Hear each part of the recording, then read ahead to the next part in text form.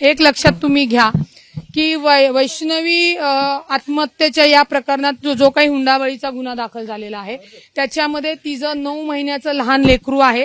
कायद्याने ते लेकरू एकतर वडील हे त्याचे गार्डियन्स असतात, त्याचे बाळाचे वडील हा अटकेत आहे, बाळाची आई या जगात नाहीये. त्याच्यामुळे जे गार्डियन्स आहेत त्याचे जे वडील आहेत म्हणजे हगवणे हे फरार आहेत आणि आजी हगवणे ही जेलमध्ये आहे.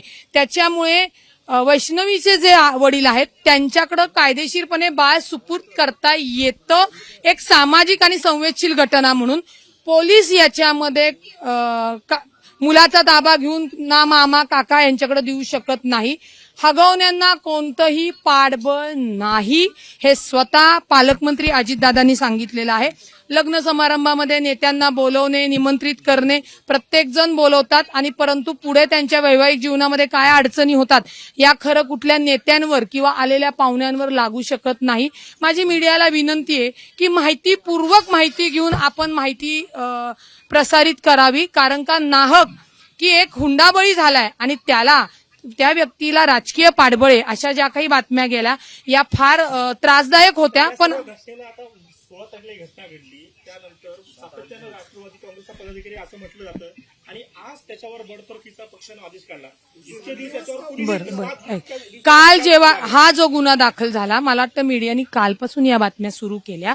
ज्यावेळी मी काल डिबेटमध्ये पण म्हणले की राजेंद्र हगवणे हे राष्ट्रवादी काँग्रेस पक्षाचे पदाधिकारी आहेत का नाही हे मलाही माहित नाही, परंतु असतील तर त्यांना बडतर्फ करण्यात येईल. आणि आता तर ते कार्यकर्ते म्हणून आहेत आणि त्यांचा जो मुलगा आहे सुशील हगवणे हा युवकचा पदाधिकारी होता, परंतु ती सुद्धा बॉडी बरखास्त आहे.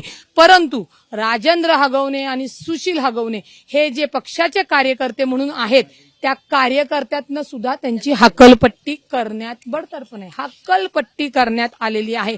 कारण का जो काही वैष्णवीचा घटना या पुणे शहरात घडलेली आहे ही अत्यंत निंदनीय आहे आणि आम्हाला ती लक्षात घ्या. अशा कोणत्याही गोष्टींना कुठलेही म्हणजे आमचे पालकमंत्री पाठबळ घालूच शकत नाही. दादा अत्यंत संवेदनशील नेते आहेत, त्यांना मुलगी नाही म्हणून त्यांना भावना नाही या ज्या काही चुकीच्या बातम्या आहेत ना या कुठेतरी त्रासदायक आहेत.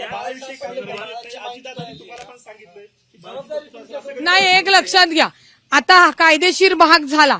एक राजकारणात आणि राजकीय समाजकार्यात काम करणारी महिला म्हणून, एक आई म्हणून ते बाळ सोपवण्याची जबाबदारी मी कालच मीडियासमोर घेतली होती. कारण का ते बाळ आत्ता कसपट्यांच्या ताब्यातच हवं, कारण का विषय तेवढा गंभीर आहे. त्यांची मुलगी सुरक्षित नाही नव्हती म्हणून ती आज या जगात नाहीये. ते बाळ तरी सुरक्षित राहिलं पाहिजे.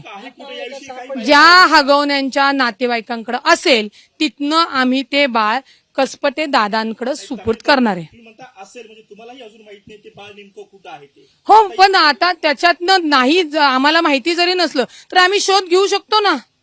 आम्हाला जेव्हा ते औदुंबरमध्ये होतं, औदुंबरमधनं ते पिरंगुटला गेलं, पिरंगुटवरनं अजून कुठं गेले, तर आमच्याही काही शासकीय यंत्रणा नाही पण आमच्या स्वतःच्या यंत्रणा आहेत ना, त्या यंत्रणेच्या माध्यमातून ते बाळ आम्हाला योग्य ठिकाणी पोहोचवण्याचं कर्तव्य काम आम्ही करू. कारण अजूनही प्रमुख आरोपी ज्याला म्हणलं जातं राजेंद्र हगवणे तो अजूनही सापडत नाहीये, लहान बाळ सापडत नाहीये. 7 दिवस झाले या घटनेला, पण पोलीस नेमकं करतात काय? मुळामध्ये तुम्हाला सांगते, याच्यातली नवीन अपडेट सांगते की तुम्हाला असं वाटतंय की राजकीय तो कार्यकर्ता असल्यामुळे त्याचं राजकीय पाठबळ वगैरे, तर मुळातच नाही हे मी तुम्हाला सांगितलं. त्याच्यामध्ये सासूला अटक झालेली आहे, त्याच्यामध्ये नंदेला अटक झालेली आहे. आता राजेंद्र हगवणे हा पळून गेलेले, त्याचा ते सुशील हगवणे पळून गेलेले आहेत. लवकरच त्यांच्या पण मुसक्या आवळल्या जातील. परंतु या हगवण्यांचे एक मामा हे पोलीस खात्यामध्ये अधिकारी आहेत, त्यांचं नाव आहे जालिंदर सुपेकर.